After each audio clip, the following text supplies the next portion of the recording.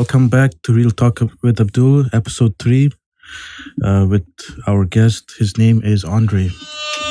That's me. What's going on, man? Not much. Just glad to be on the podcast here.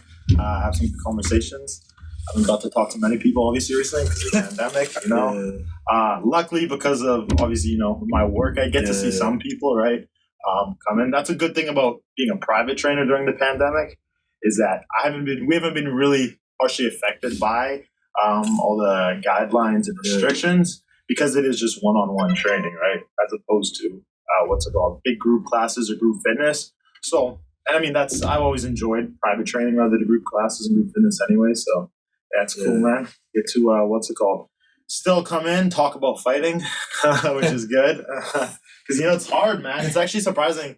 Not like it's becoming bigger now. I find UFC, MMA, everything, but still, man, it's not like football or hockey or basketball. Whereas, like, I like football, hockey, basketball, but I mean, MMA is like, there's a select group of people. Yeah. And then there's like casual fans who you talk to and they'll be like, Conor McGregor. Like, yeah. He's pretty good. Yes. He's funny. Yeah, man. What do you feel about Conor McGregor? I'm curious. I know you know a lot about MMA. Yeah. That was the only sport that, the first sport that I actually, started back during the pandemic, right? So, Conor McGregor, when it comes to business and entertainment, I think he's top up there, man. Yes, right. Because people have to realize you're fighting, but at the same time you gotta sell fights and shows. It's at the end of the day, it's business. So, it is. So with Conor McGregor, yeah, man, I don't like when it comes to shit talks and stuff, but yeah, I know he's not. But takes a bit especially with Khabib, man, if you're gonna I know the Muslim thing, all that. The Muslim thing, the religious stuff, I was pushing it, man. Bill was pushing it with all Muslim, like when he's making fun of his wife too. Wife. That's too far, man. Yeah, I'm a McGregor fan, but I was like, it's too far. Yeah. Man. I think he just kind of lost it too, near the end, with the more recently, he's lost his charisma. He just kind of says anything, just throws off the handles. Like at the beginning, he's very well spoken. He's very clever. Those Nate Diaz press conferences, he's talking about how he's like a skinny gazelle and he's gonna bite his head off. That was pretty funny. But the thing is, where I even stand with McGregor personally, people ask me too, because they know I'm really into it. I compete and whatnot in the sport. So they'll ask me my opinion and I'll be like, honestly, I don't lean too far one way or the other. I don't think McGregor's the greatest of all time, but I think he's a great fighter for sure. So you can't completely discredit him. And then even as far as those Khabib fights, I think a lot of people, they kind of a lot of people don't realize, yes, Khabib, he lost to Khabib, no doubt. Khabib dominated that fight, but Conor did better than anyone else has ever done. You got to give him that. He stuffed more takedowns. He got up right away. He landed strikes. And, obviously, no one can you can't be a loose striker against Khabib because you have to worry about him taking you down, which is also another factor when people are like, Khabib's got better. Khabib doesn't have better calves. No. Even though, he knocked down McGregor, but that's because McGregor was so worried about being taken down. His guard was low. His guard was low. He kept those hands low to keep the underhooks there to stop the takedown. I'm a big Khabib fan, but his boxing is nowhere near, man. No, it isn't. No. I don't know if he's probably a bit better than Ben Askren. Leading into that, that's going to be interesting too. Jake Paul, Ben Askren. I was like, what? Is that going down? It's happening, man. Is it going down MMA style or boxing? Just boxing. Oh, MMA wouldn't even be cleose. But boxing? I think boxing might be close, man. Yeah, I think it is going to be close. Ben Askren's a wrestler, ain't he? He is, and his hands are not good. Yo, clearly. He barely lasted in the UFC, man. He did, man. I will say this, though, man. He's not a great boxer, but he's tough. That Robbie Lawler fight, he took some hard hits, right? And he persevered. He had Robbie fully unloading, hitting him right in the face, and he kept his composure, and you know what I mean? Yeah. So he can definitely take a punch. Yeah. I don't know if Jake Paul can take a punch from a YouTuber, but we'll see, man. That should be interesting. Even with all these fights now, Logan Paul as well. What is your take on YouTubers trying to make a dent in the whole boxing? Obviously, it's kind of a joke, but it's I don't know. People are like, boxing's dead. They need to do this. Boxing's not dead. Boxing is honestly better than it's been in 20 years. Yeah, but nobody watches boxing. Yeah. That's the problem. But I think I don't know. I'm not opposed to it. It's like it doesn't. I don't think it takes away from the sport. Ben Askren's retired. Floyd's retired. They're just doing what they're doing in their retirement. You know what I mean? It's a shame that the general public only knows about these YouTuber fights. Yeah. I don't blame YouTubers. I don't blame Floyd. I don't blame Ben Askren for, for getting all this publicity. You can't blame them. I blame boxing promoters like Bob Arum, calling out you, Bob Arum. Why the fuck has no one heard of Terence Crawford? Because you're fucking not promoting him, man. Like, straight up. That's straight up. That's true. Like, Terence Crawford is arguably the pound for pound best boxer in the world. Nobody knows. No, your average person has no clue who he is. No clue who he is, and that's boxing's fault. That's not Terence Crawford's fault. He won his last fight by knockout. He's an entertaining boxer, but nobody knows who he is. Yeah, because boxing promoters suck, man. Honestly, they just don't. I don't know. It's like I don't know if I was talking about. I think I was talking about. I was talking to someone else about this, but it's like you walk out in the street and you see UFC posters, you see UFC commercials, you go to bars, you see this stuff. Yeah. You never see boxing commercials, you never see boxing billboards or like anything, right? It's just they're even on social media, you won't see it, man. You really don't, unless you're like following boxing pages, right? Yeah. But like maybe an Anthony Joshua clip will pop up. But even Anthony Joshua in the boxing world, he's well known, and in the UK, maybe he's bigger, but I think the average person still doesn't know who Anthony Joshua is, or Tyson Fury, or Deontay Wilder. Yeah. Like, these are the heavyweights, and these are entertaining heavyweights. Like I said, it's a shame because boxing was dead during the Klitschko era. Pretty much after Mike Tyson until the past couple of years, it's been dead. Yeah. So from the 90s until, let's say 2015, I feel like it really started to, 2013, 2015, it's really started to pick up again. When you have all these dynamic fighters, you have your Terence Crawfords, Errol Spence Jr., you got Lomachenko, obviously now dethroned by Teofimo Lopez. Oh, shit, man. That was crazy. That was wild. I was not expecting that at all, to be honest. I thought this guy was just going to dance around him, but no, man. It was... Not at all. And it's like, it just showed he is an intelligent fighter. Because I was like, my buddy Jamal, shout out Jamal, he called this. He's like, Teofimo's going to win. I'm like, Teofimo's not going to win. Teofimo's a knockout artist, which would work against him in this case. Because all his fights, he swings big. Behind stage, before the fight, when he's hitting pads with his trainer, he was throwing big hooks. Yeah. I'm like, Loma's going to dance around this guy. Exactly. He's gonna heat him up. And he gets in there, and he's like super restrained. He's timing. He's throwing to the body. He's like, it's just, it was a beautiful thing to watch, actually. It was mastery. Yeah. Then Loma started picking it up in the later rounds, but it was too late. Yeah, I feel like Loma wasn't he wasn't full on Loma in the first few rounds. He wasn't like typical Loma where you watch him dancing around, changing angles, throwing freaking punches that you would never see. But it looked like Teofimo, or that's how you say his name? Yeah, Teofimo. He looked like he was just... He came in confident, he knew he had it in the bag, even though everyone was saying Loma this, Loma that, he walked in there okay, I got this in the bag. Got this. Yeah, he did. He's a bit cocky, but now you can't. It's confidence. Now he won. Yeah. Before it was cocky, now it's confidence because he backed it up, right? Absolutely. And he's still very young, man. He's my age, 23. Pretty young, man. I think that I'm like, I feel old. I don't know if I should feel old or how I should feel, but Loma's a little old. He's getting pretty old. Almost 31. 30 old, right? But you're right, he is. And the thing about Loma too is, even though he actually hasn't had a huge professional career, he's arguably, I would say, a pretty strong argument that he's the greatest amateur boxer of all time. Yeah. I think he had 2 Olympic gold medals. Yeah. His record was 329 and 1 or something like that. Holy. And even that one amateur loss was questionable or something. He was he was insane.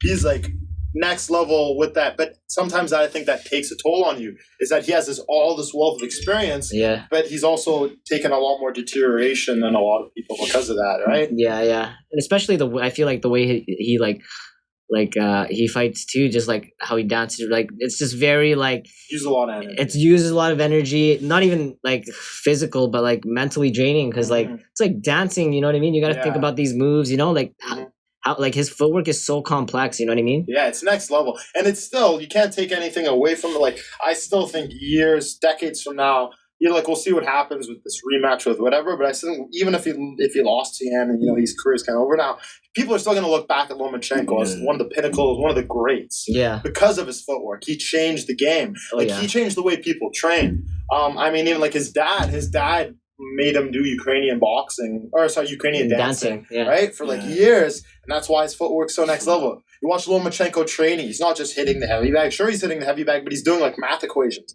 and flipping pads, right? Yeah. It's like stuff like that where he's like doing like playing chess or doing like all these like mental things and then going right into pad work or right into sparring. And it's like, I get that, right? Fighting really is just reading and like having immediate reaction, having that response time, and having a sharper mind will do that for you. That's also why I'm like, I don't know, it's like boxing always that fine balance of like sparring when you think about sparring, right? Yeah. And it's like, yes, it will make you better to an extent, but you're also taking a lot of brain damage. Mm-hmm. So it's like, yeah, sparring's always that fine line. I think Loma's a guy who's got a good line. I won't lie, you don't even see Floyd spar that much, but the Mayweather gym, they spar hard. Yeah. Like whenever you see those videos in the Mayweather gym, they're sparring the knockout. And I'm like, I don't know, man. I don't know how I feel, but obviously it works for them. But I mean, they produce Floyd, of course, and they produce Gervonta, and they produce Adrian Broner. So they've obviously it works for them. But Adrian Broner is kind of Adrian Broner's just Adrian Broner. Adrian Broner is more of an entertainer, in my opinion. Yes. You know, I think he could be a better boxer. He could be a better boxer. He likes partying too much. He likes partying and he likes the clout. He does. He does stupid shit, man. He does stupid shit. Like his videos, you know what I mean? Just like cutting a line. Just, I'm Adrian Broner. What the fuck are you gonna do about it? Bro, first off, nobody even knows who you are. Yeah, you could probably knock out anyone, but you're like 5'6", nobody knows who you are. You know what I mean? It's all like you're Mike Tyson. He's always talking about billions, man. He hasn't even seen billions. Nothing close to, right? Like, I know what you mean, AB. Like, relax. I did like his that one post-fight speech. The cornflakes and water. You remember that? We grew up on cornflakes and water. Yeah. I like that. I was like, okay, that's cool. Was he from the struggle? I think he's from the ghetto, yeah. Yeah, is he from he must be, yeah, you know? So. I feel like when like you flex that hard and you know you flaunt like it's usually because you never had anything like that. You come from the mud. Yeah, exactly. You know? And you gotta respect anyone who comes from the mud. Yeah. I still think the best story is Bernard Hopkins. Come out of prison, you know what I mean? And one of my favorite Bernard Hopkins stories was when he left prison. I remember the warden's like, what's it called? He's like, I'll see you again. He said that to Bernard Hopkins as he was leaving prison. And Bernard Hopkins, oh, you'll see me, but not in person, on TV. And the warden's like, sure. Boom, next thing you know, world champion, right? Bernard Hopkins. I love that. And I love his whole thing. Like, no gold medal, no nothing. You know what I mean? I came out of prison. I fought in prison. He was like the prison champion, the prison state champion. Then he comes out and becomes one of the greatest boxers of all time. And now he's one of the most...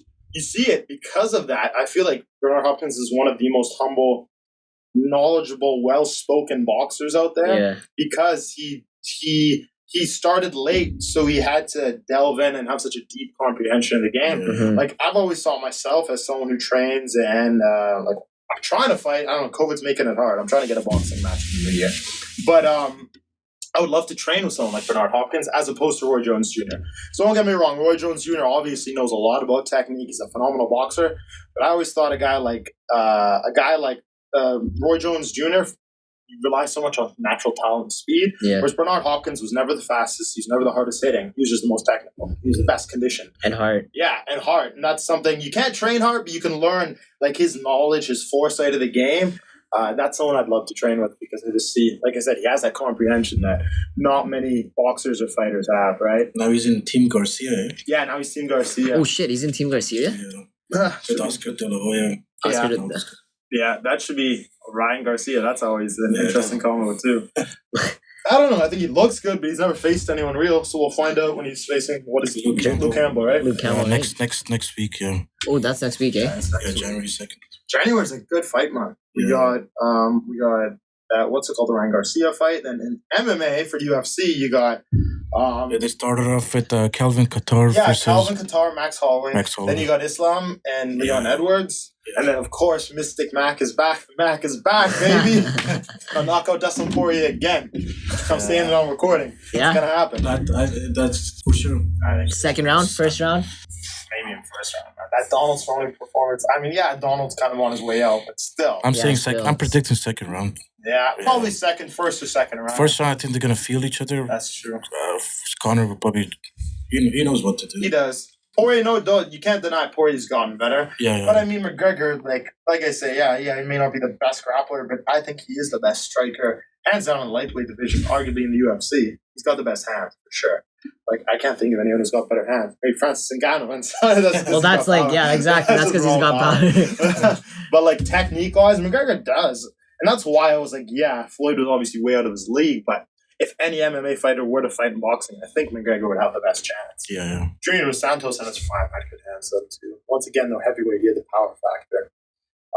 Cody Garbrandt too. I think Cody Garbrandt's a great boxer. He's just got too much of an ego. Yeah, fuck, man. Too bad, dude. It is. It's fucked his career because Cody Garbrandt could and should still be at the top of the division at world champion. I agree. But it's just like that Pedro Munoz fight was so stupid. It's just bit down on the mouthpiece and started throwing. It's like, Cody, you literally beat Dominic Cruz by like, carefully selecting your shots. And like, that was like, that whole Dominic Cruz fight is the reason he beat Dominic Cruz is because he was patient.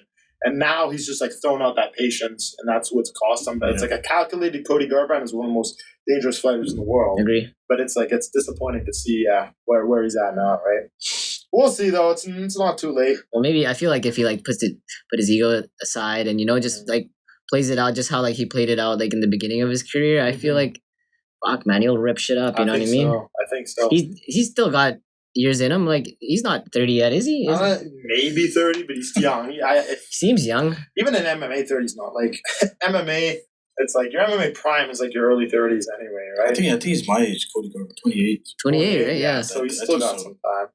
But, with all the drama he had in the beginning too, that didn't help him too. With like the Ultimate Fighter, with TJ Dillashaw. Oh yeah. With what's the other guy's name? The guy from Sacramento. Uriah Faber. Uriah Faber. All these guys, yeah. I just think that chin. That butt chin. Like all that drama, man. Like. Yeah. Instead of all that stuff, he should have just focused on his career. Mm-hmm. I feel like. Yeah, definitely, man. No, as soon as you get into drama in UFC, man, it's just gonna drain you. It is, and that was the thing. He got too in his head. I think he was too emotional with those TJ fights. It's like, I don't know. I don't think that killed me. Yeah, right? That honestly killed me, man. The TJ fights. Oh, and then TJ tests positive too. So oh my god, that must be the weirdest feeling when you lose to someone. You find out they test positive. It's like it is a good feeling, but it's like. It's kind of a weird feeling. Probably. Yeah. Like, I'll never forget when Daniel Cormier lost to John Jones in the rematch. And then I remember the interview, because obviously he was devastated. Like, he was crying. Yeah. He's the reason they stopped doing post-fight interviews after knockouts. Because, but, like, I'll never forget, like, I always went, like, I wonder how Daniel, like, I remember I heard the Ariel Helwani interview when he found out that John tested positive. And it was kind of just like, I don't know how to feel. You know what I mean? Like, I got embarrassed by this guy, but then he tests positive. So it's like, it's like, it's probably a really weird feeling, right? Lose to someone, but they cheated, so it's like, I don't know. Still, I don't know. I still think John's better than Cormier. Me too. And I don't know. Picogram. Picogram. It's true. John's kind of gone, like, he doesn't look great in his last couple of fights. No. But he keeps yapping, saying that he's going to come back and rock Adesanya, this and that, but Adesanya's small, man. I don't know about that, man. We'll see. I mean, Adesanya's significantly bigger than me, but he's small for light heavyweight. Right? Yeah. Yeah, I don't know. That Miocic fight is, I mean, it's not official yet, but it seems like it's I wouldn't know that. Yeah, it seems like it's they announced what Israel versus Jan, right? Versus Jan, right? The Polish guy, yeah. Yeah, so that's pretty. Like I know Dana said that. So that would be pretty. That's gonna be sick. That would be good. I got to give it to Israel. Yeah. I mean, respect to Jan for getting where he is, but let's be honest, like everyone's dead. Like you know what I mean? Like Jan can only probably depend on that left hook, which is famous. Famous for. Wait for it, right? Yeah, just wait for it. But when it comes to like technical fundamentals, Israel, man. He showed. It's the what's it called? Technique, man. That Paulo Costa. Yeah, the Paulo Costa. It's always that's an interesting fight too. You know.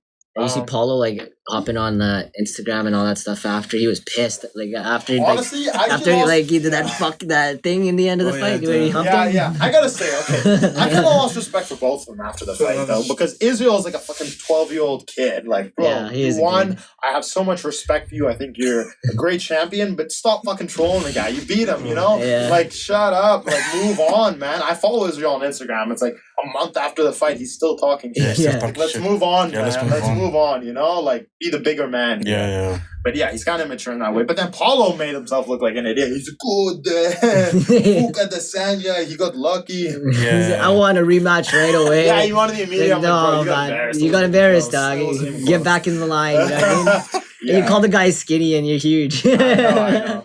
That's always the interesting thing too, the whole muscle thing in MMA. Yeah. Like, I have a lot of my clients asking that too, because it's like, I like to try to keep a somewhat muscular physique, but also you can't get too big in fighting, right? Yeah. And it's like, obviously, and once again, you can't say, oh, Paulo Costa's evidence it doesn't work. Oh, the guy dominated it. Like, up until Israel Adesanya, he's made a lot of really good He was guys. rocking people. He's rocking people. So he has proved that you can be muscular and talented at the same time. I just don't think until you run into Israel, man. Somebody like Israel. There are levels to this shit, yeah, right? It's just levels. But like you've got guys who like at the beginning level or like mid level, like the Hector Lombards, right? Who can pull off being super yoked and still progressing pretty well, but they're not necessarily going to be the top echelon.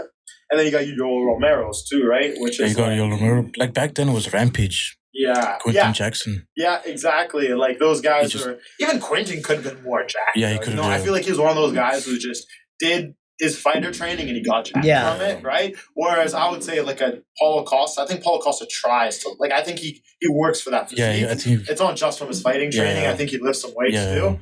But I remember GSP once said, he's like, they're like, do you lift weights? He's like, yes, I lift weights. But he's like, but not for my fight performance. He's like, I do it because it makes me more marketable. He's like, I'm jacked and I look good. He's like, I'm more marketable and I'm going to get bigger fights. So being jacked is part of fighting. It's not fighter performance, but I think it's part of fighting as a whole.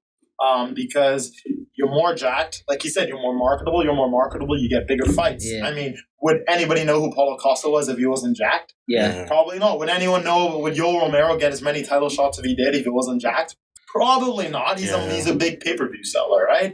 I think actually is like a factor of the sport is the marketability, just like Conor McGregor. He's good at talking, so he gets big fights. Yeah. If you can't talk, well, if you look good, if you look intimidating, you look marketable. Regardless of most people know MMA or even boxing, you know that muscles don't mean much. But to the outside world, to the people buying pay-per-views, they're interested, right? That's true. I remember that interview, what Colby did a few years back. He was talking to somebody, said, UFC was this close to cut me because I wasn't marketable. Yeah. So then now he started his phase, hopped into the mic. Brazil, you guys are dogs. Yeah, Brazilian dogs. Yeah, that's where it all started. Now everybody knows who he is, man. I remember, like, he'd been in the UFC. I'm kind of seeing his name. Yeah. And then, like, I'm watching it. He's like, you guys are a bunch of dogs. I'm like, whoa, what the fuck? Yeah. Like, this guy's just, like, called out the whole Brazil. Country. Yeah. It's a pretty rowdy country to call out, if I may say. Yeah. Like, Brazilians are, like, don't fuck with the Brazilian fans, man. Brazilian fans, like, hit fighters, don't shoot them, attack them. Like, I wouldn't fuck with Brazilians. No, man, I love Brazilians, but like they're definitely intense. Yeah. Like, I remember Chael Sonnen. I heard this Chael Sonnen story because he talked so much shit about Anderson, right? And he was saying this was the second fight or so before the second fight or something. He's like, I was in Brazil and we were driving. It's like all of a sudden, like 6 black SUVs pull up like in front of us, beside us, behind us. He's like, oh my god, I'm gonna get fucking kidnapped. And he's like freaking. He's like, these guys are speaking in Portuguese, and they're all. I can tell they're freaking out, but I don't know what they're saying. It's like all I'm thinking is like, if I get kidnapped right now and they say who I am, like they're like, I'm like, he's like, I'm a fucking dead man. And he's like, because Anderson is one of the biggest stars in Brazil, right? Yeah, like MMA's a lot bigger in Brazil, and Anderson, like back in his prime, they were saying like he was up there, like he was friends with Pele, like he was like an icon in Brazil, right? He was big, and so Brazilians know who Anderson Silva is, and so it's like imagine that you kidnap someone, and it's the guy who talked all that shit about Brazil, who talked all that shit about Anderson. Like Chael said some savage shit. Yeah, he did. Yeah. Like, what was that one line? It's like, he's like in America, you know, what's it called? He's like Anderson always bows like he's a martial artist. He's like, you bow like that in Brazil, someone will steal your wallet. I'm like, bro, what? The shit he said was wild. He's like, when I was a kid, we used to sit on the steps and talk about politics. So Anderson was running around in the mud. I was like, man, like that's fucked, bro. That's fucked. Like, yeah, he was savage. So that's why I'm like, if he got caught, I think he ended up getting out of that situation. But I'm like, you gotta be careful the shit you talk, man. You never know. Straight up. I wouldn't mess with Brazilians. I wouldn't mess with Russians. 2 nations I would not talk shit about. Straight up. Canadians are probably okay. We're not. Yeah, we kind of just stay in their saddle. We're more like, right? They'll be like, hey, fuck you, bud. And then we'll be like, sorry. Sorry.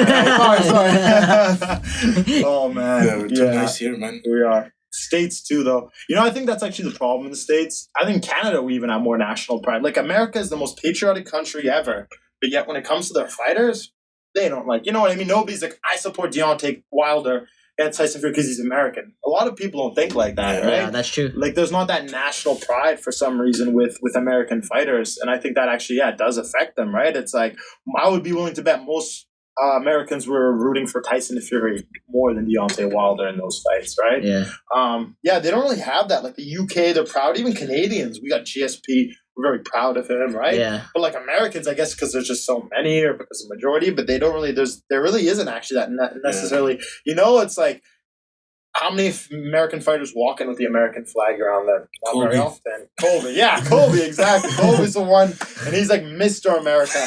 But it's like every Canadian has a Canadian flag, every Mexican, every Brazilian has their national flag, but Americans are just like, I don't know. It's like, it's kind of weird. I always thought that was kind of strange.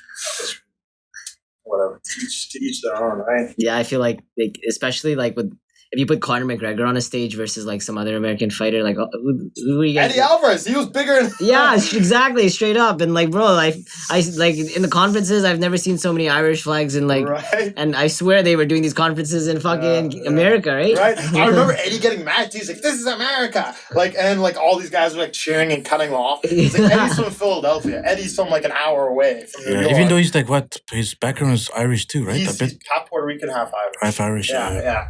So, but like, that's still like Irish, Puerto Rican. He Puerto Rican in New York. Yeah. You know what I mean? And still, Conor McGregor says one word, everyone goes crazy. Yeah. I'll never forget it. Like, I'm pretty sure at one point he said, he's like, "You're the American here." He's like, "I fucking run New York. I run New York," and everyone's going crazy. It's like, basically. That's what I love about Conor though. It's his whole like, I run everything. Yeah. Like, I remember when he was fighting Eddie Alvarez, he took a picture. He was in Madison Square Garden. Before the Knicks game or something, and he's like just talking around, and they're just like, "Oh, take a shot, Conor." And Conor's like, "All right." He takes one shot. He lands it. Actually, I think it was a 3-2. It might have been a foul. The foul one, but like he got it. He landed the shot. He takes it. They asked him to take a few more shots. He's like, "No, I got my one shot." They took a picture of him taking the shot. He uploads it on Instagram and him taking a shot.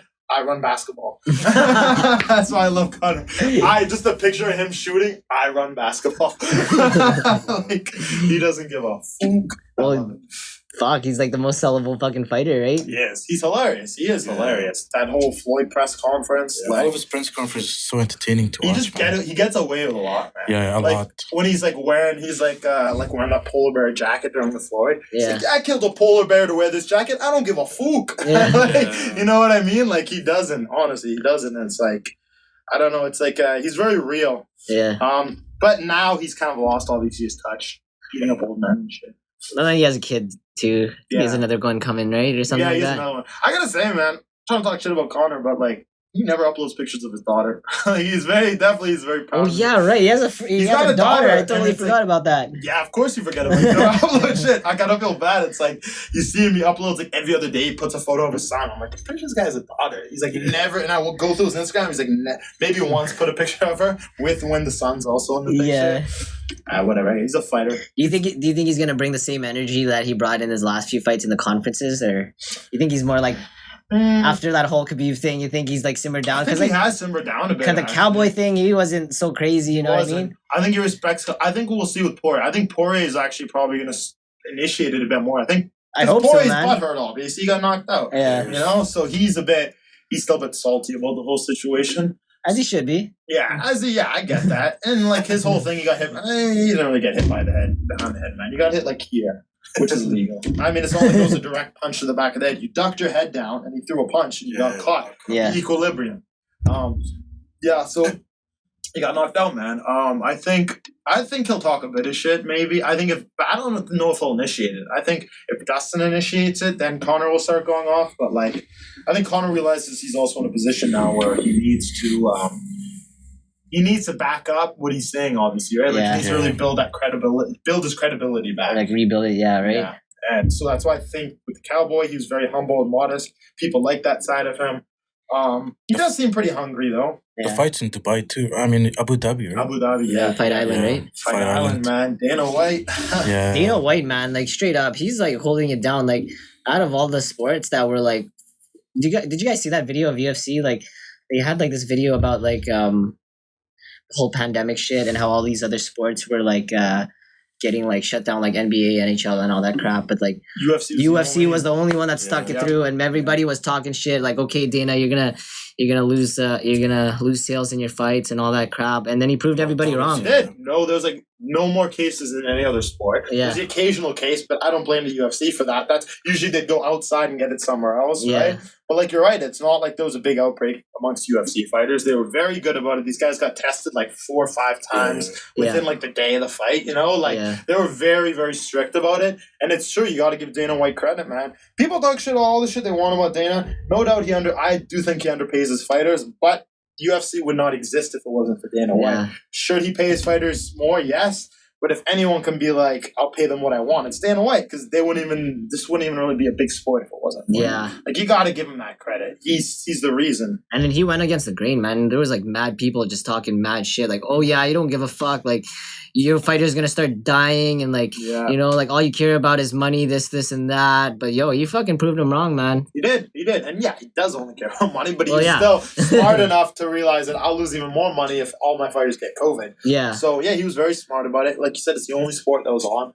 Now it's kind of overkill, man. I can't watch a card every week. Like, same here, man. Holy shit. It's a bit overkill. I miss the old days when they just stacked the pay-per-views, right? Yeah. They'll do that once in a while now, but like, like now it's just this. As soon as they teamed up with ESPN and stuff, pumping out. They're just pumping out. I will say though, since they sold, they're doing a lot more super fights now. Like when they sold it to that Chinese company like 4 or 5 years ago. 4 or 5 years ago. Like I remember they're saying they sold it for whatever $4 billion, and that company wanted 4.2, and that company wanted to make their money back right away, so they started doing super fights. But it's like that was actually a good thing, because before they got sold, man, Zuffa never made super fights, man. You never saw. Everyone wanted John Jones, Anderson, GSP. Like there was all these super fights that should have happened that never really did. Yeah. Like sure they had GSP, BJ Penn, and like there's a few, but there's a lot of. Whereas now it's like all the time there's a super fight. You know, there's always the best fighting the best, the most entertaining fights, and so they're doing a good job of that. That's another reason I think MMA is consuming boxing, because they do super fights. Yeah, Errol Spence is not fighting. You know, has not fought Terence Crawford, right? Yeah. Anthony Joshua has not fought any like legit. You know, he hasn't fought Wilder, Wilder. Yeah. You know, like Gervonta and what's his name? Devin Haney, or even Gervonta Tiafoe. Gervonta Garcia's too. I think Garcia's still got more fights before he should fight Gervonta. But like, just in general, you think about all the super fights that should be happening that aren't happening. Like it was like they gave us Canelo Triple G. And then they gave us what was the other one? I guess Wilder Fury. Yeah. But like, so they have some, but like for the most part, there's still so many more. There's so many more. Happen. Yeah, man. Like I feel like, dude, imagine if Joshua and Fury was like in the ring together. I mean, why don't they do that fight? Is it because like the pride of England, or like what's up with that? Like why don't they do this? I don't think they want Joshua to lose again, honestly. Yeah. What's his name? Ed Hearn? Eddie Hearn, Eddie Hearn. I don't think he wants Joshua to lose again. But I think people know. I think Fury. Dude. I think Fury would have that in the bag. Fury's the best heavyweight in the world. Straight up. Hands down. Even after the first fight, I'm like, this guy won that fight. I still think Fury won the first fight. Like, yeah, he got knocked down. You could call it a long count, but Deontay should have been in the neutral corner. But then, I mean, like, if technically Tyson still should have won that fight. I mean, Deontay got 2 rounds, so he has 2 10-8 rounds. That's 4 points. Tyson got 10 rounds. Yeah. So 10 points versus 4 points. Explain to me how that's a draw. Yeah, Fury won for sure. Coming from a Wilder fan too, man. Yeah, same here. Yeah. I know you like Wilder. I love Wilder. I'm not gonna lie, man. I liked Wilder until after the second fight. Yeah. Same here. All those excuses. That excuse, right? Yeah. What the fuck's up with that? He gave like 7 excuses. So much Suit was too heavy. He's like Tyson had things like stuff in his gloves. Yeah. He's like my coach like put like poison in my water. Oh my god, man! Like all this bullshit. Then he fired what's his name?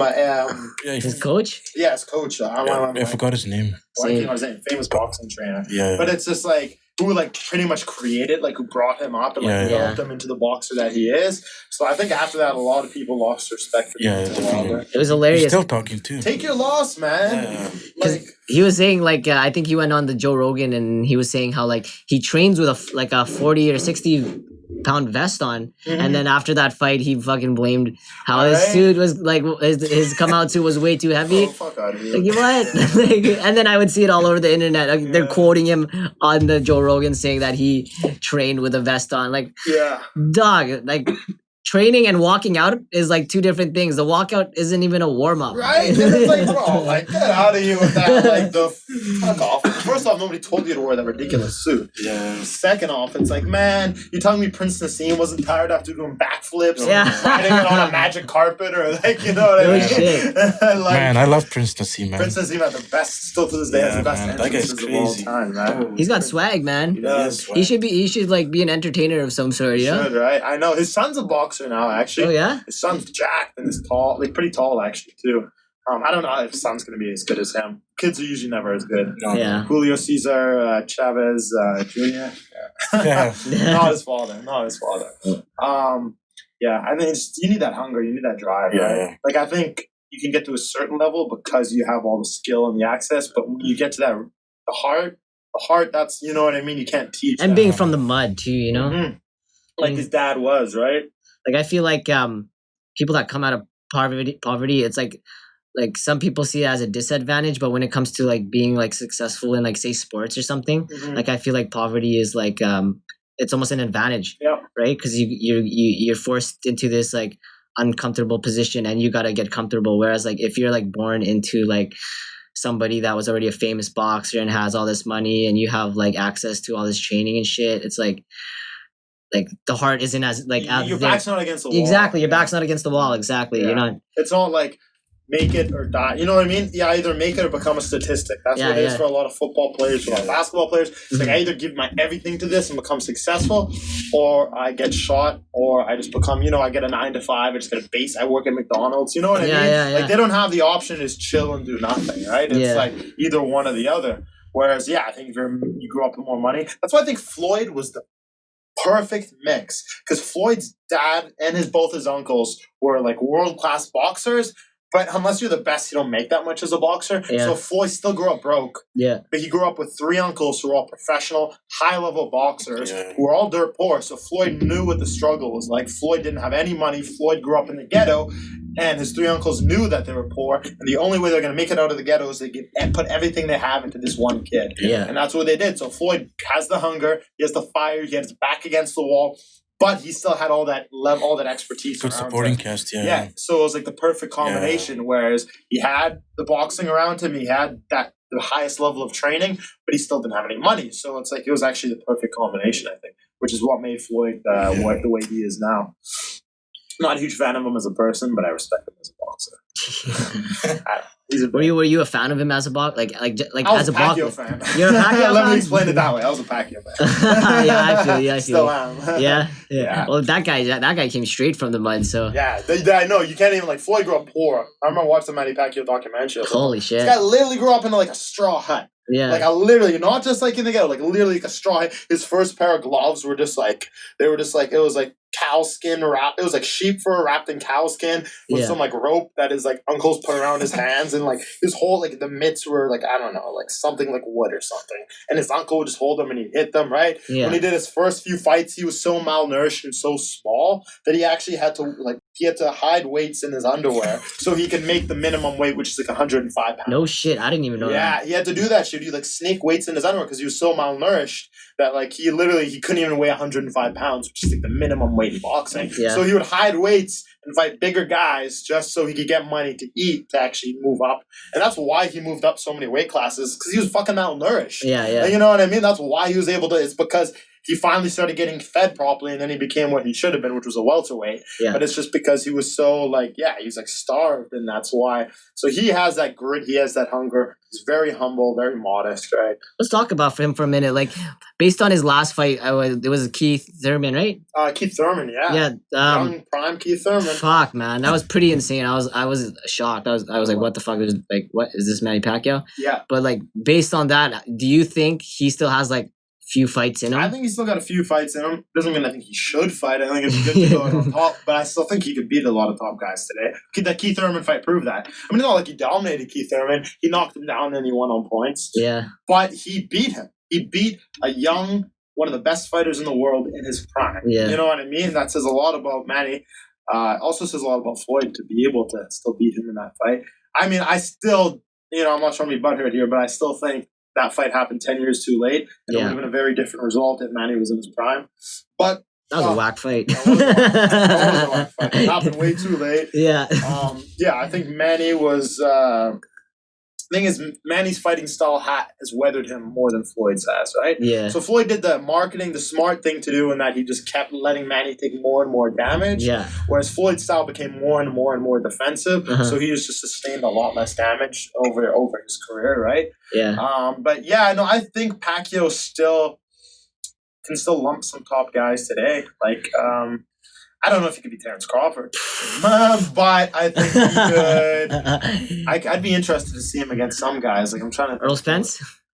See, both those guys would be tough fights. Maybe a Mayweather rematch. I'm good. I'd like to see that. I don't know, man. I don't know, Mayweather, even with the Canelo fight. Canelo was so young. Well, man. that's the same thing. He did the opposite to Canelo. So Canelo, he got him before he was good. Pacquiao, he got him after he was good. He's just very smart with he does that. Smart. And I mean, you can't deny, like, okay, so when it comes to Canelo and when it comes to Pacquiao, he timed those fights. Yeah. And I'll say that. But you cannot discredit Floyd, because Floyd fought the best of the best. He fought the most stacked division. He fought Oscar De La Hoya, Shane Mosley, Miguel Cotto, like all these guys in their prime, and he beat. Like, maybe Oscar's a bit out of his prime, but he beat them all decisively, right? So you got to give him that. Like, he beat the best of the best in their primes. The only fighter I would ever say he dodges Pacquiao. Yeah. Everyone else he fought and he beat convincingly. But Pacquiao was, and even with Canelo, like, he did do that smart, but I mean, Floyd was on his way out anyway. So fight Canelo, do a few other fights, and then move on, right? I get why he fought Canelo. It would obviously be interesting to see the Floyd Canelo in his prime versus Floyd. Oh man, that would be a much more interesting fight. I still have my money. Prime Floyd, I still think beats prime Canelo. I do think same here, but like prime Canelo versus Floyd now. It would be so different. He embarrassed Canelo the first fight. Like, it wasn't even remotely close. Like, there were some fights, like De La Hoya fight was kind of close maybe with Floyd. De La Hoya was pretty controversial, wasn't it? That was controversial. The thing with that fight was De La Hoya's a volume puncher. So, like, to the outside eye, it looked like he was landing a lot of punches. But when you go back, Floyd was just, out of range of a lot of those punches. Yeah. But you could still argue, man, because it's like, you can't just fucking defend an entire fight and win that. You know what I mean? You have to score points. So, yes, Oscar wasn't landing all those punches, but he still had him against the ropes and he was punching him, Yeah. Even though it wasn't landing clean to the head, you shouldn't win a fight just off defense. Like, what makes defense good is because it opens up counters. But if you're not countering, you're just slipping and blocking and rolling, then, I don't know. You got to score that accordingly, right? Yeah. The Oscar De La Hoya one was kind of controversial. Shane Mosley landed one, like, he stunned Floyd. But outside of that, he got dominated. But he did land that one punch that stunned him. But I think, I don't know, man. Floyd still, you got to give him his credit. Yeah, you have to. One of the greats. You can argue greatest defensive boxer, but I still think Pernell Whitaker is up there.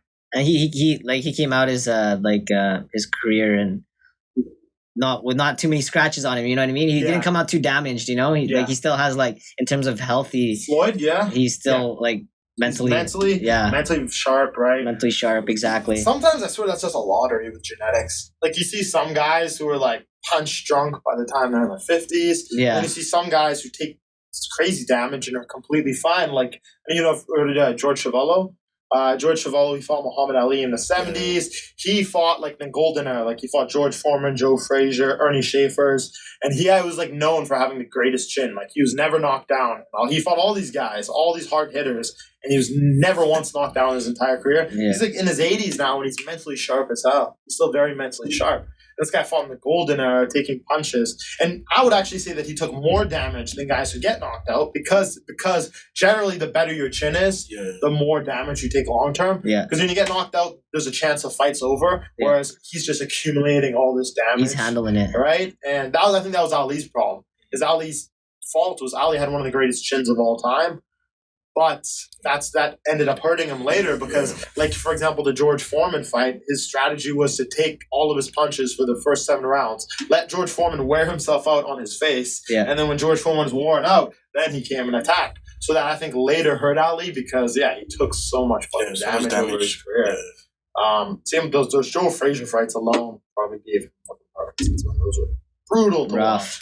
Boxing, the farther back you go, it's just so gruesome, man. Like, back in the days, it would just be like that like just like leather patches with minimal padding. Yeah. And then I was like, holy shit, man, these guys are like just drenched in blood. Like there'd be like 7-8 knockdowns in a round. Yeah. Like the Jack Dempsey era. I love it, man. I love it.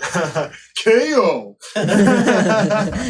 Yeah, man. It's like, it was crazy. Or like Sugar Ray Robinson. I remember there's that story about Sugar Ray Robinson in the 40s or 50s where he one of his only fights, like one of his big losses was, it was so hot in the stadium. It was so hot in the stadium that like what's called the referee passed out, and he only lost because he passed out from exhaustion. It was like 15 rounds. And like the referee passed out. He ended up passing out from exhaustion because it was like 40, 50 degrees Celsius. Like all the crowd was like either left or passed out. Like, and it was just like literally, so there was no ref and these guys were just going at it. Like, it was wild, man. That's how UFC was too back in the day. It was. That was no rounds, no time limits, right? No rules, man. You can punch people in the nuts and shit. I don't like that. Yeah, like UFC 1, 2, and 3, man. Those were just going against a striker. That was good times. Style versus style, man. Roy Gracie. Yeah, Royce Gracie just like just dominating. Yeah. That was good old days, eh? Yeah. It was, man. Headbutts. imagine if the UFC was like that today, man. That'd be wild. It wouldn't be where it is. They had to like tame it. Yeah. You know? But it's some of the rules are so dumb. Like the reason they can't do 12 to 6 elbows is because it's like, because those videos of karate guys breaking boards and cement blocks with their elbow. So when the commission was writing rules, they're just like, well, if you can break cement like that, you could kill someone like that. So they're like, you can elbow like this, you can elbow like this, you can elbow like this, but you can't elbow like this. Yeah. Isn't that how like John Jones lost his first UFC? Well, that was Ryan Bader. Yeah, Ryan Bader. That was his first UFC fight, or that was his first loss. DQ. It's not a loss, though. It was a DQ, but technically it's a loss. Yeah, technically it's a loss. They should return, and that was the thing is it wasn't even a 12 to 6 elbow, even though it's a ridiculous rule. It shouldn't even matter if you actually look at it. He was thrown on an angle. It wasn't directly down. It was a bad call. I think it was Herpine actually. It was a bad call. Yeah, I was pissed. I was like, he was dominating Ryan Bader. I'm rocking him, and then boom, he stops the fight. I felt bad for Ryan Bader, man. He's deaf, bro. Jesus. Was he full on deaf? He's full deaf, I think. Yeah, he's full deaf. That's why you gotta respect him, man. The guy can fight, he can't even hear. Yeah. That's impressive. What's impressive, man, is Michael Bisping fought his entire career with one eye. What? You ever seen that video? The deaf guy, I think the deaf guy was Matt Hamill. Oh, sorry, Matt Hamill. Yeah, Ryan Bader was Matt Hamill, that's what I mean. Matt Hamill, yeah. But like, but Michael Bisping, I remember they did an interview like a week after he retired. He popped out his glass eye. Yeah. So he fought his entire career. Nobody even knew. Shit. Yeah. People just thought he had a retina or something. His eye looked kind of weird. But then you find out later, this guy became the middleweight champion of the world with one eye. Fuck, I never even knew that. None of that. I tried sparring with one eye closed. I'm like, how the fuck did he do this? Like, I was like, it's so impressive, man. That was his like weakness, though. Was I think the left hook because it was his right eye. Like that's how GSP caught him. Did fighters know? Because I never fucking knew People that till now. He had a like retina and he had like blurred vision, but they didn't know he had a glass eye. They didn't know. I don't think they purposely didn't. I'm surprised he even got cleared to fight with one eye. Did he ever say how that happened? I think he said like in a bar fight in England. Sounds about he's right. Like a Manchester boy. Like he got a bottle in the eye or something. That sounds about right. He seems like that type, right? He's like probably like Darren Till is like probably like young Michael Bisping. Yeah. Darren Till's wild. Yo, Darren Till's lit, man. I fuck with that guy. Hilarious. I fuck with that guy. His IG and shit's so funny. That one time he got drunk and he's like he got drunk and called out Yoel Romero, and he wakes up the next morning and he's like, oh fuck. He's like, have you ever been so drunk that you call out Yoel Romero? He's like, fuck that. Straight up. Like there's this story about how he like this was like a couple of years ago. He was like drunk in Manchester and he GTA'd a cab. He like got in the cab. He started getting an argument with the cab driver, and he pulled the cab driver out. He's like, "This is my cab now," and drove away with the cab. He's wild. Got pulled over, got a DUI and shit like that after. He did. I think he did. Got arrested for GTA. Wild. What a wild guy, man. I know he is. UK boys are rowdy, man. Yeah, they are. It's why British are such good fighters. It's like part of the culture. It is. Like, Irish, Scottish, and British. It's just like. You drink and you fight. It's part of the culture, Yeah. That's why they're tough as hell. They all grow up doing it. And especially gypsies. Gypsies are like, they do it more than anyone. That's why you have all these gypsy fighters now, like Tyson Fury. That's why I like Tony Bellew's a gypsy too, I think. What is a gypsy exactly? Isn't gypsies like people that just rob you or no? They're like a community. They're called the traveler. They're technically called travelers. Yeah, the travelers. But I mean, Tyson Fury says gypsy. But technically they're called travelers. they're like a group of technically they're like there's a lot of stealing in society. Yeah. That's all I know about. And generally they're very like they live in trailers. They're kind of lower class, or in the class system. They're lower class, right? Whatever. They grow up and like they're all over Europe and everything. They originated in India or something, but obviously now they're so far from that like Tyson Fury is all like Indian. But like so they're pretty much like a nomadic society of a group of people that's technically an ethnicity, and it's like a big part of their culture is like it's like stealing, fighting, drinking. It's like a big part of their culture, but they're tough as hell because they just grew up beating the shit out of each other. Yeah. Like Tyson Fury's dad was like a bare knuckle boxing champ. I think his mom was like a bare knuckle boxer too. Oh, wow. Actually, in his genes. Yeah, it's in the genes, right? They're tough. That's why he can handle that Wilder fucking punch, right? Mm-hmm. Probably got it as a kid. Right? No, that's what I'm saying. Honestly, in general, Irish, like they're tough, man. Irish are tough. Fit some Irish guys. They're rowdy, When man. I was in Thailand, I got in a fight with an Irish guy. Oh, no shit. And how did that happen? What went down? Let's hear that. Let's hear this. So I was like, what's it called? So this was actually Cambodia. This was before I went to Thailand. So I was in Cambodia. I think I was in Angkor Wat. Oh, no, Angkor Wat's the temple. What's the town? Phnom Penh? I think it was Phnom Penh. No, Siem Reap. So I was in Siem Reap in Cambodia. And so I was drinking. There was all these guys.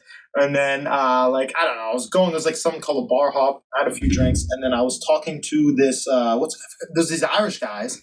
And, I saw them, they were drinking. They kind of got mean mugging me. I'm like, why do these guys keep mean mugging me? Like, I don't know. And then I bumped into one of them. It was like the smallest bump. And I'm like, I'm pretty sure these guys like position themselves waiting for me. I don't know why. I think maybe I was talking to one of the girls they liked or something. And then, so one of these guys kind of shoulders me.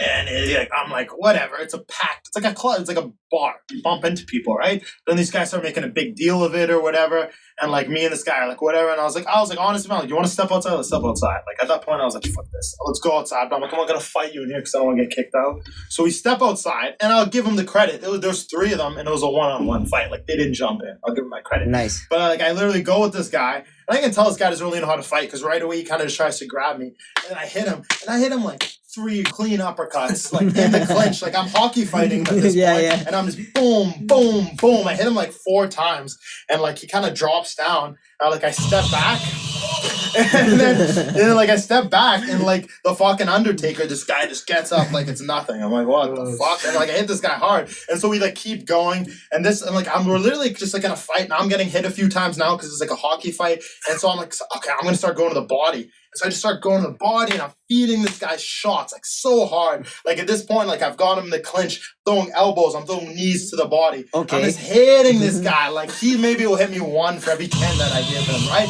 And I'm just feeding him shots. And I feed shots, and then at the end I just do like a Muay Thai sweep, and I just throw him to the ground.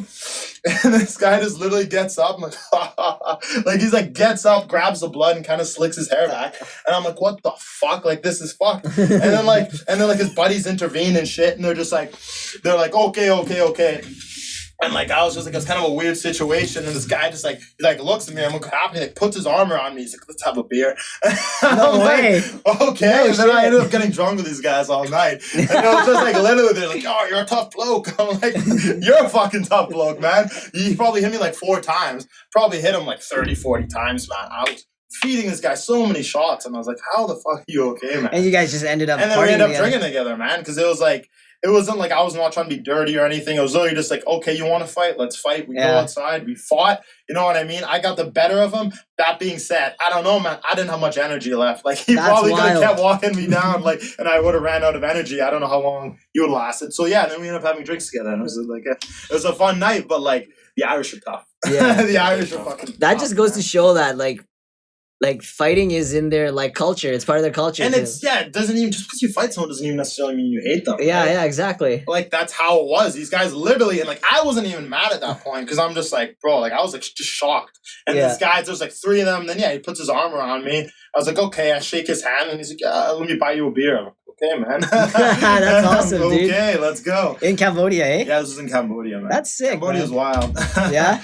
Cambodia is it's crazy, man. Because I did like Vietnam. You did the whole Southeast Asia? Yeah, I did. And then so I was like in Thailand for most of it. I was in Thailand for a while. Yeah. It was like just under a year just for Muay Thai there because I was there. Yeah. But I was like, what I'm going to do is before I do Thailand, I'm going to do a week in Cambodia and a week in Vietnam. Yeah. So I did a week in Cambodia, a week in Vietnam, a week in Cambodia. I did quite a bit of partying in that time. Yeah. And then a week in Thailand of partying. And then after I did my 3 weeks of partying, I'm like, all right, now I'm just going to train. And so I just trained for like 8-9 months in Thailand there. I competed, I fought over there, I trained all the time. And yeah, it was a great time. But before that, I got the partying all out of my system. Yeah. But even when I was training, man, it's like I would drink here and there. I'd like go out there because every weekend one of the guys from my camp had a fight, so we'd go watch the fights every weekend. Yeah. And like some of the Thai guys would drink, some of them wouldn't. But like yeah, it was very like it was a really cool life. It was literally just like train all week. Someone has either I fought or one of my teammates would fight on the weekend. And we just train all week, go to the fights on the weekend. Train all week, go to the fights on the weekend. And I was just like, it was just a lifestyle all day. He trained hard though, man. Yeah. Like, it was like ain't shit compared to here, man. Like it was 3 times a day. It was 3 times a day, 2 hours in the morning, 4 hours in the afternoon, 2 hours at night. So 6 hours of training every day. Every day or 6 days a week, 6 days a week, 6 hours a day, training.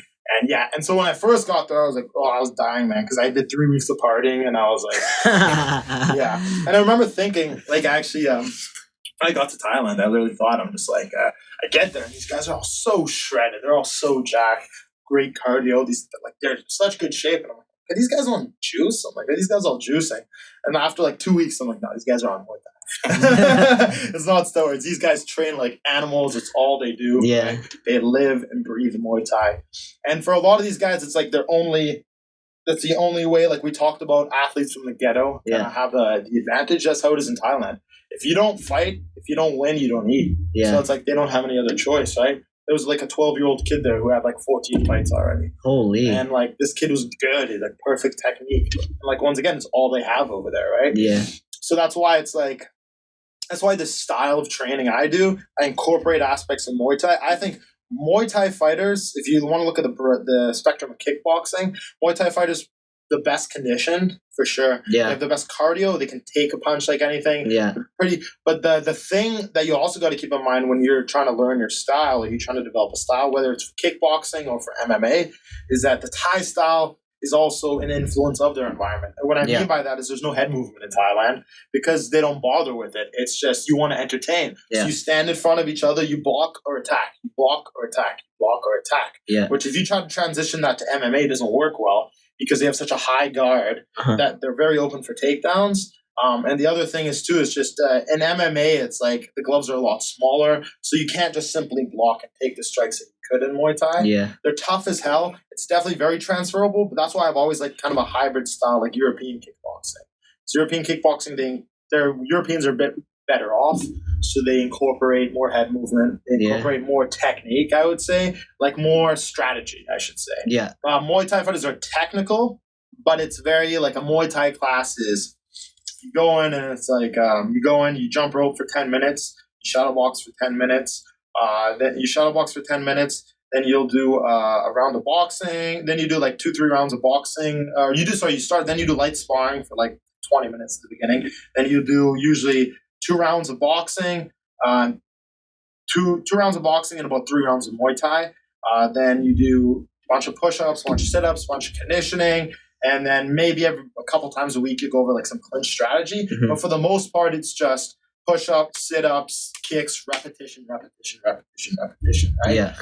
Whereas like the European kickboxing style is more like you do a lot of conditioning and warm-up, but then like an hour, a couple hours of the day, you'll just break down techniques. And you'll be like, throw this punch on this angle to set up this. Yeah. And it's just a lot more... like chess. Yeah, it's a lot more like chess, right? Whereas like I feel like Muay Thai's not chess. Yeah, Muay Thai like aren't those guys like trained to like kill if anything? Yeah, if anything, right? It's just like it really is like the soldier like block attack, block attack. It's just a straight line.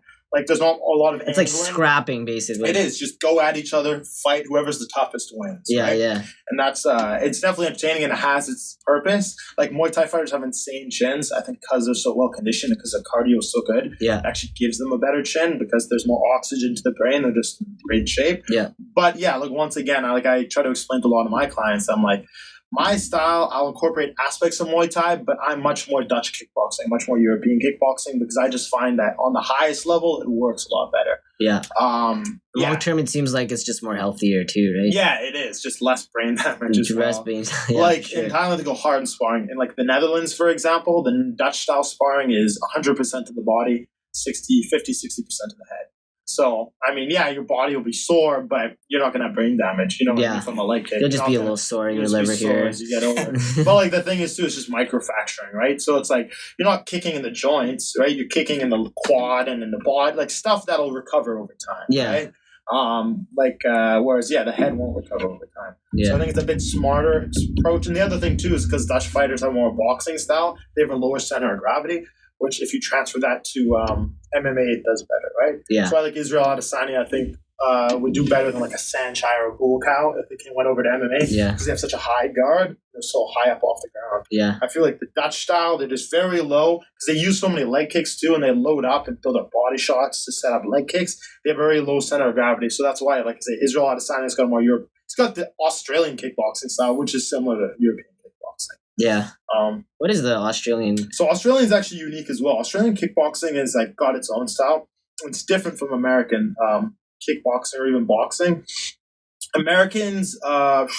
Australians kickboxing is actually very heavy on counter striking. Because so the American mindset of boxing and even the European mindset of kickboxing, whether it's boxing or kickboxing, the American mindset is combinations, right? Yeah. You throw in a combination, so I'll throw whatever, let's say 1-2 liver shot uppercut, right? Yeah. Like the Mike Tyson style of training is a good example. The custom motto is counter, attack, counter, attack. Yeah. And so the Australians have actually developed their kickboxing style to counter the American style, which is like, well, a perfect example is Paulo Costa's style. Brazil to the Americas, he's got an American boxing style, which is combinations, right? But it's forward. You're moving forward very often. And the Israel Adesanya, Paulo Costa is a perfect example because the Australian style is very lean and counter because they know Americans like to charge. So what they do is like back, block, lean, counter them, and catch them as they're coming in. So Australian style is very much pull them in and counter them as they're coming towards you. Okay. Because they develop their style to counter Americans. So in Israel Adesanya, Paulo Costa is a perfect example. Paulo Costa came forward, American boxing. Israel waited for it, leaned back, and caught him with the counter style. So it's interesting how everywhere has different styles. American, whether it's boxing or kickboxing, are very much come forward, throw combinations, which they got from the British, the European. And Australian, like I said, they kept facing all these like great American, European kickboxers. They had to develop their own unique style, which is now actually came out. Like they have the Ray Cephos. Mark Hunt is, I wouldn't call the most technical kickboxer, but he's a great kickboxer as well. So it's interesting. They actually have developed their own style even within Australia too. And Israel Adesanya is a perfect example of that, right? Yeah. It's interesting. Even Brazil has their own specific kickboxing style. Like Paulo Costa is more of a boxer, American boxer, even though he's Brazilian. But like a Brazilian kickboxer would be like, let's see, there was that guy back in the K1 days. What's his name? He fought Mark Hunt. He fought a bunch of guys.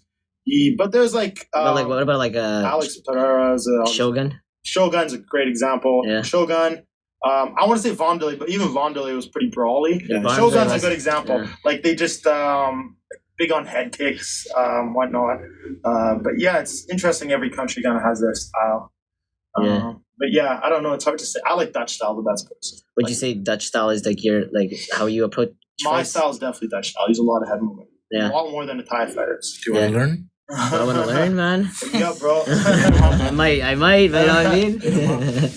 Yeah, man. Gotta plug Rahal Fit, Hidden City Fitness. And I never know, you know.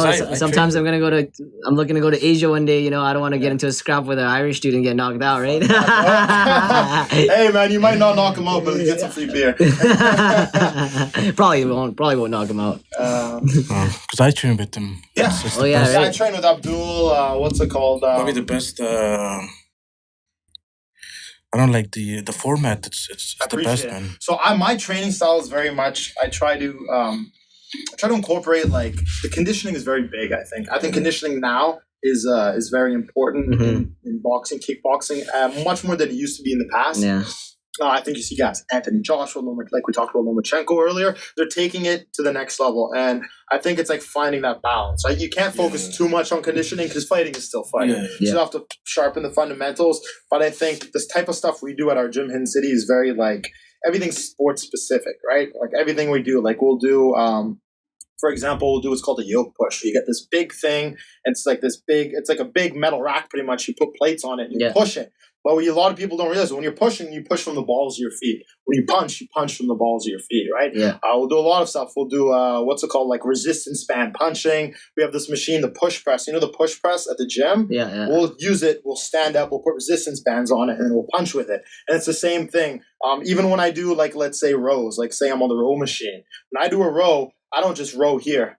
I go all the way out and all the way here, all the way out, because when you're rowing, when you're punching, you want to get full extension. So when you're doing this, you're only working your lats. When you punch, you're not using your lats. You're using your scapularis and your subscapularis, which are like underneath your lat almost. So it gives you more extension on your punches and more power and more length. So everything I do, every workout I do is very sport specific, which is what I do with him a lot of the time. We'll do like half an hour conditioning, just all like, you know what I mean? Getting the cardio up there, building the strength, just developing endurance, speed, fast twitch muscles, a lot of fast twitch workouts, just like punching, fast twitch.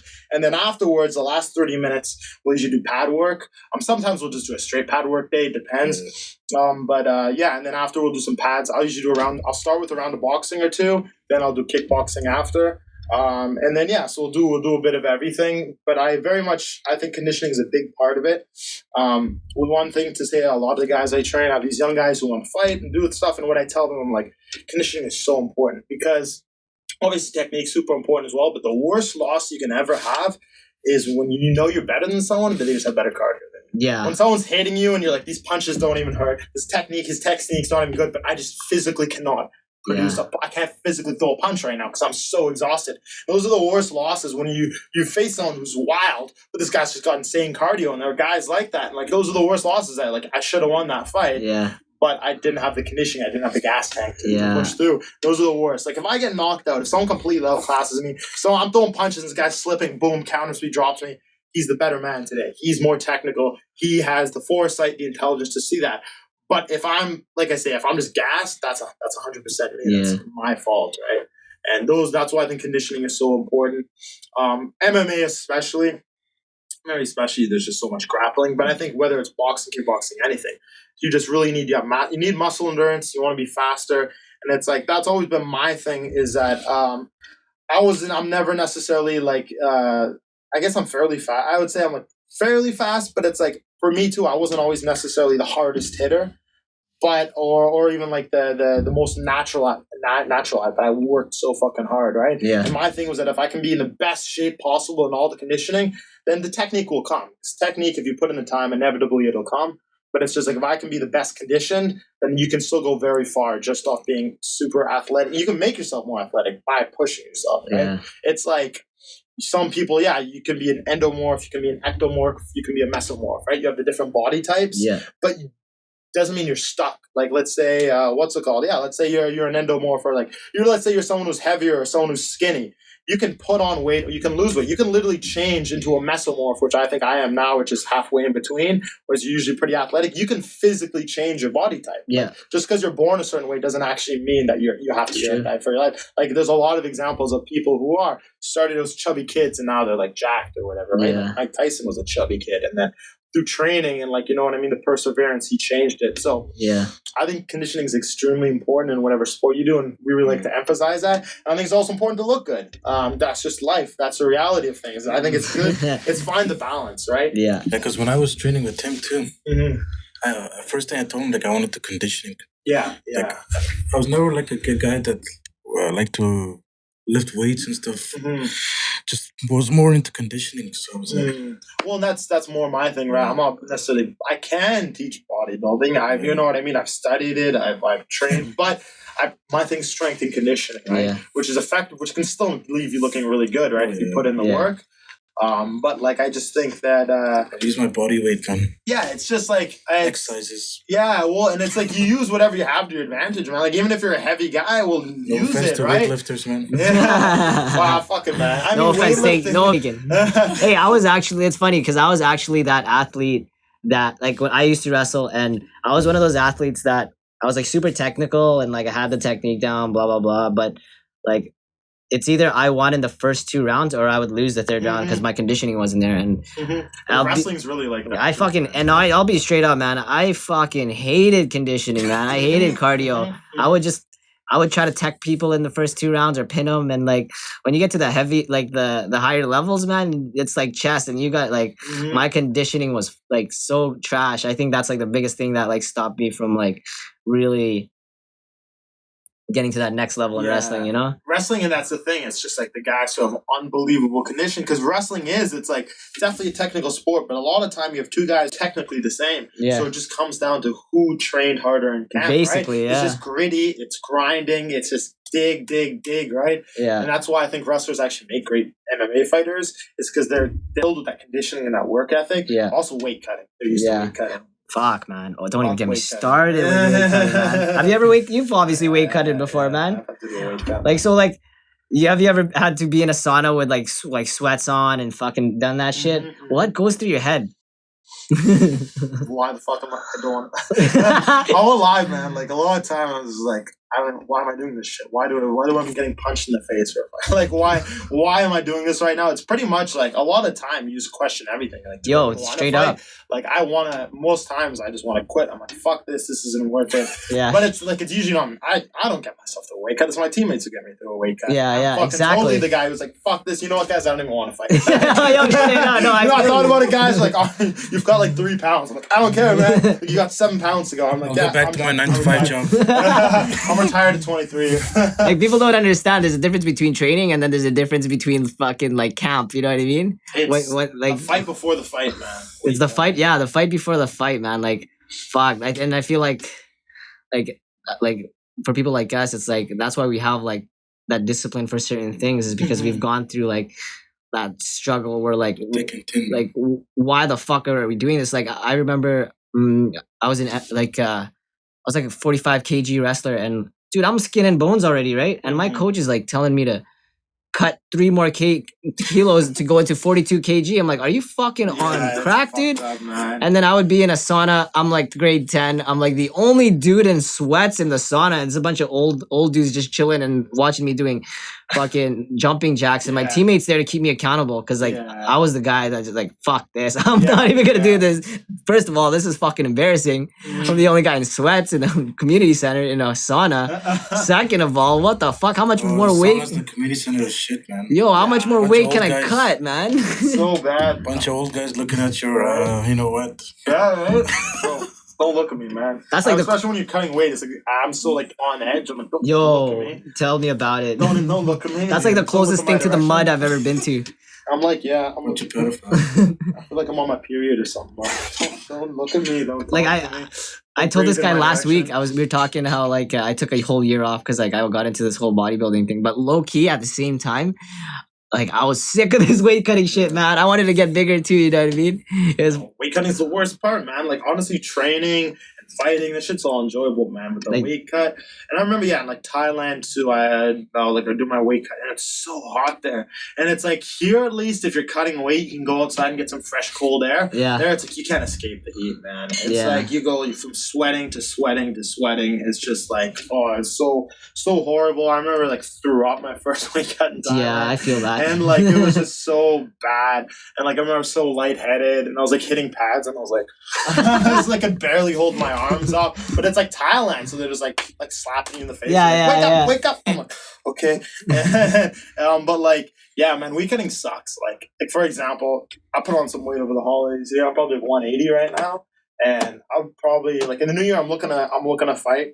I'm probably gonna fight 145, and like so. It's a big, like, I'm actually, like, if I do MMA, I'd probably do 145. If I do boxing, I do a bigger weight cut if I did MMA than if I did boxing. Yeah. Boxing, I'll probably be like a super welterweight or maybe a middleweight, which would be like around 160.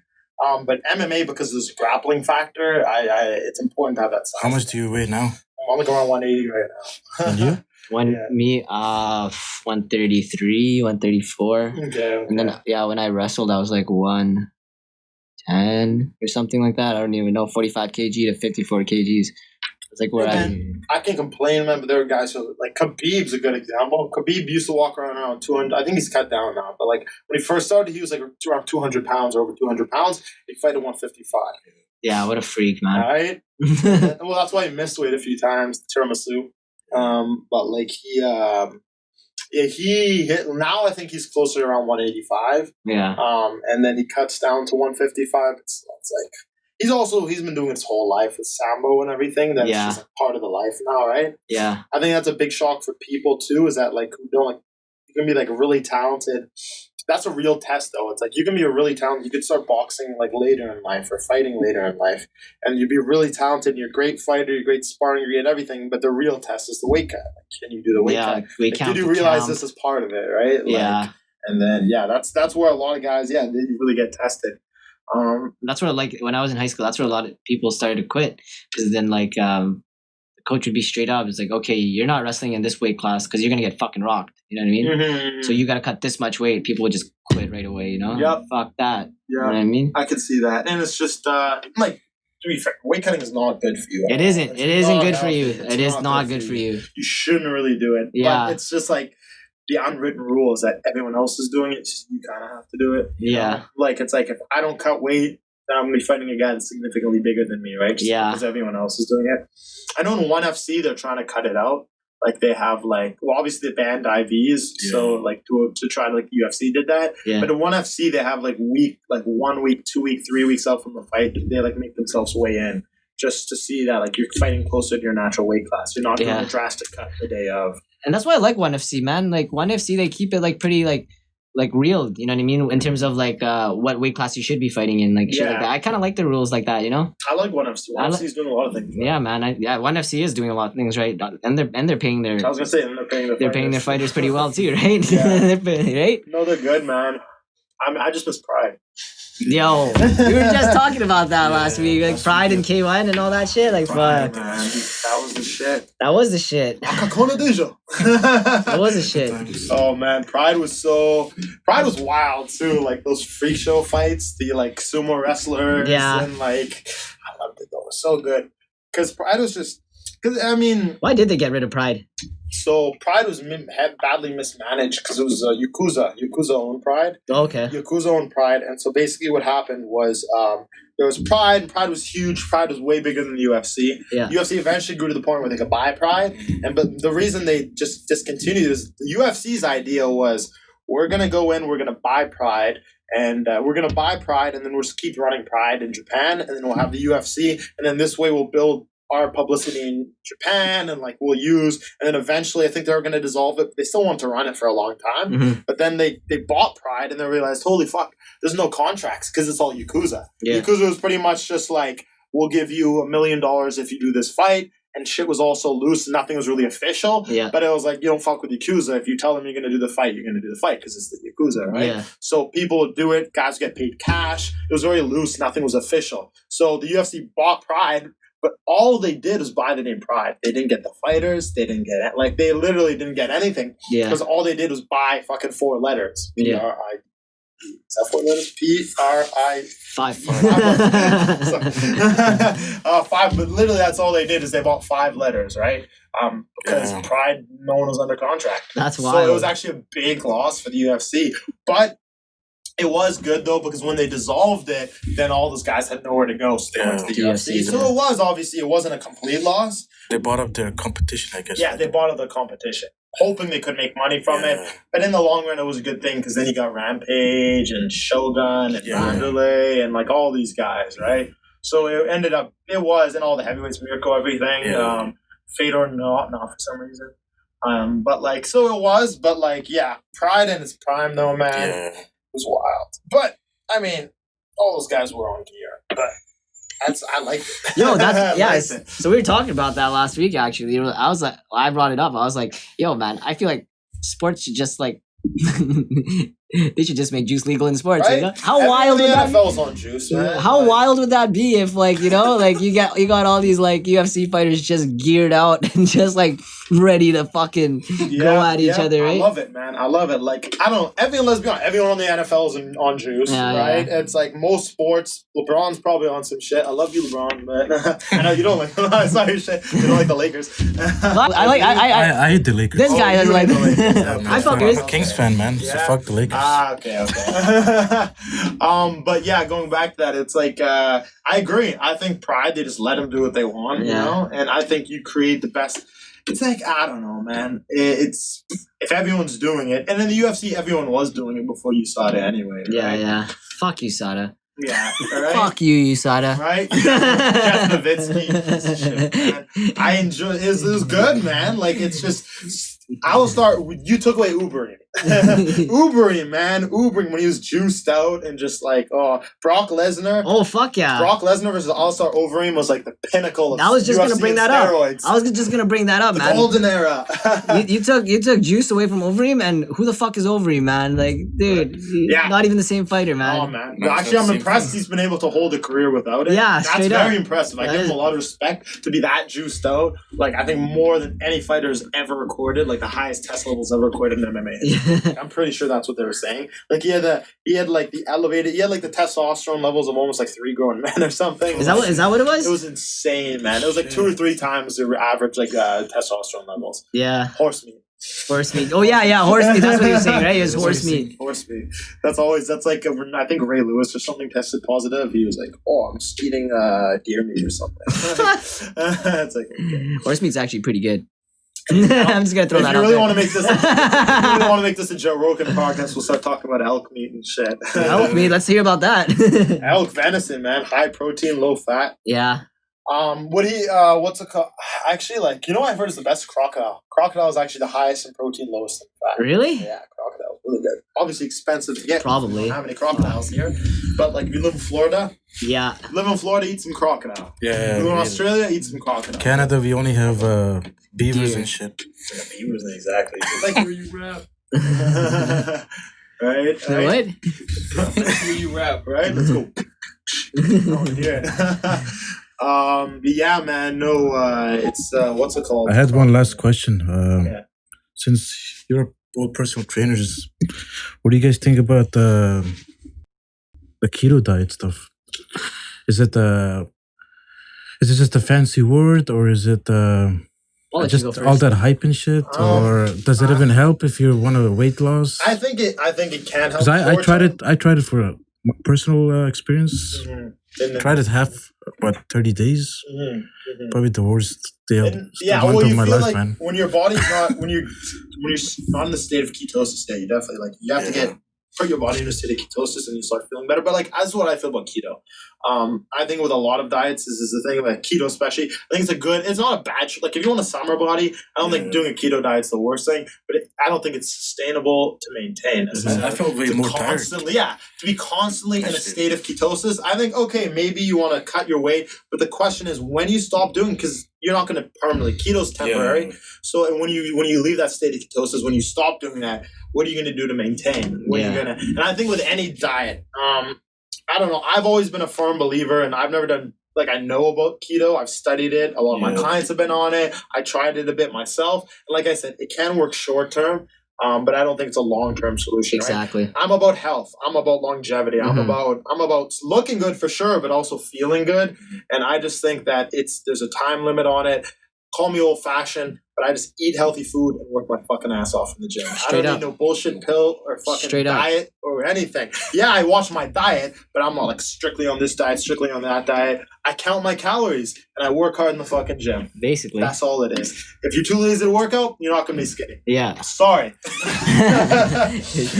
And like you asked me last week, you're like, okay, what's the secret of gains and shit like that? There is no fucking secret, man. Like, you got to, a diet, you gotta accept it for like a lifestyle, man. Like Homeboy said, like ketosis, you can only be on ketosis if you're not used to be on ketosis. Like, you can only be on that shit for so long, you know what I mean?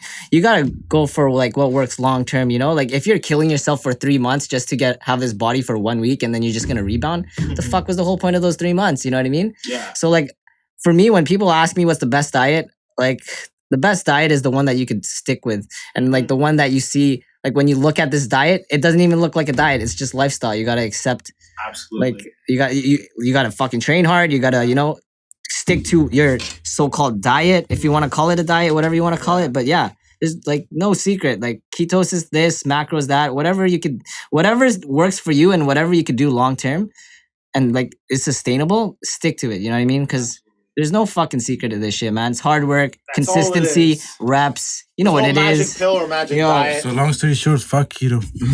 No, not hey, man. There's these. Fuck, but Not fuck. Yeah, exactly. Not it's not fuck. fucking, but it's not a long term. Yeah, it's not the end all be all. Like, oh, I gotta go keto. Oh, yeah. I will say the one, I don't even call it a fad. Intermittent fasting, I believe in intermittent fasting. But I don't even think, like, you hear the word fasting, you're like, oh, it's not. No, intermittent fasting is pretty basic. I think if you're trying to lose weight and trying to get abs, it should be common sense not to eat right before you go to sleep. You know what Straight I mean? up. Like, that's really what, for me, intermittent fasting is don't eat after 8 p.m., give myself about 3 to 4 hours between my last meal and sleep, and then maybe I won't eat the next day till like 12 or like 11 a.m. Like, and I'll, like, a lot of time when I'm cutting, I'll do it like, yeah, I won't eat after 8 p.m. Let's say go to bed at 11 or 12. I won't eat after 8 p.m. and then I'll try not to eat till like 11 or 12 the next day. So my period of eating is usually 12 to 8 p.m.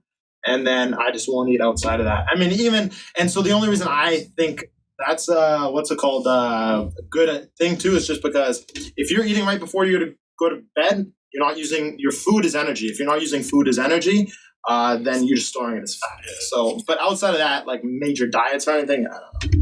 It's like just be smart Straight when up. you eat and what you eat. Yeah, unless you're trying to be like a bodybuilder or like. So no McDonald's, No McDicks. No I'm at my occasional gym. I mean, like some, yeah, dude. Like, I can't lie, bro. I fucking had I had Popeyes yesterday, dude. I ate pretty shitty yesterday. That chicken sandwich, have you had it yet? Yeah, I've had it.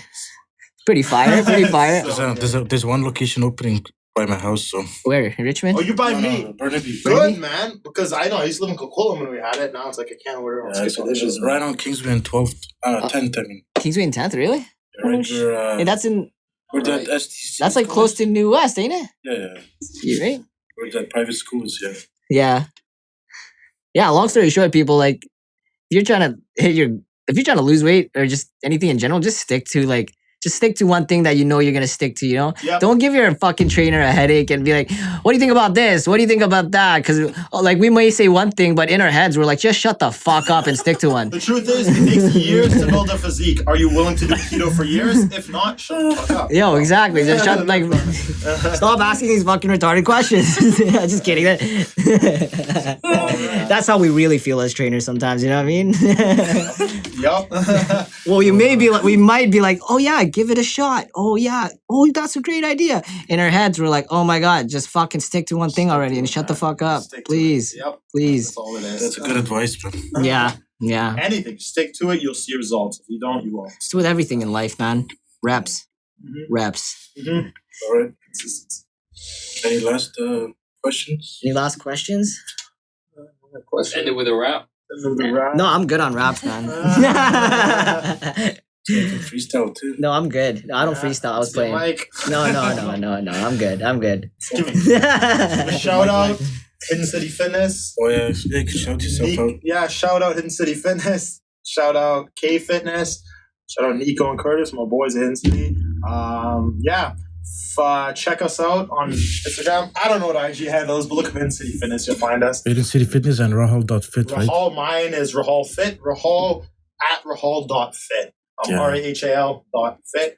Check me out on IG. You'll see some videos of this guy too training. Yeah, one of the best trainers out there, man. Appreciate that, When man. it comes to mixed martial arts, for sure. Appreciate it, man. Appreciate it. And we got the weightlifting personal trainer. Here we go. Got it all in hand. Good combination, man. It is. Yeah, this conversation. Yo, this is awesome. Yeah, it was good. It was good. So natural. Just talking, Just you know? That's why I don't. Well, this is natural for trainers, anyways, man. That's what we do for a This is all living. when I train with you, this is what we're doing the whole time. Yeah, we might as well Talking just have a mic, right? No BS, no fucking fake shit. Dude. Right? Yeah. It's just a conversation. Yeah, man. just conversation. That's why people like podcasts, man. Yeah, exactly. It's a conversation, you know? I don't make it so corny and stuff, you know. Yeah. And have like fucking 10 questions here. Yeah. Right. All right. What's your name? What's your address? Right. Well, I think You're trying to get my address last episode. What the fuck is that? Which city do you live in? Right. Yeah. No, I think it just makes it so boring. I feel like. I think that's why people like Joe Rogan. Like that's why celebrities even go on Joe Rogan, because they don't feel like they're being drilled or anything. Yeah. No, Yeah. They're just going like Elon Musk doesn't do interviews, but he'll go on Joe Rogan. Yeah. He's like, oh, it's calm. John Jones doesn't do interviews, but he's like, I'll talk to Joe. You know. Yeah. It's a chill vibe, right? If you look at out there, most of the podcasts that are freestyle is the most viewed one too. Yeah. Yeah, exactly. Most watched ones. Yeah. You want to be yourself. All that fake stuff like can get you so far, man. But Yeah. For sure, Yep. man. For sure. CNN. Fuck CNN. yeah, fuck fake news. Take that to the bank. I hope Anderson Cooper doesn't come out. All right. You heard that, Anderson Cooper. Fuck you. I don't care, bro. I'll choke you out, dog. I'm out, bro. Yeah, fuck you, Cooper. That's awesome. This guy wants a freestyle. 1 minute freestyle. No, I'm good on freestyle. I'm good. No, not. It's not recorded. No, it's all good. I'll pass, bro. All right, guys, it's done. But yeah, fuck Anderson Cooper. We out. No offense. Yeah, Anderson Cooper, man. Fox News isn't any better.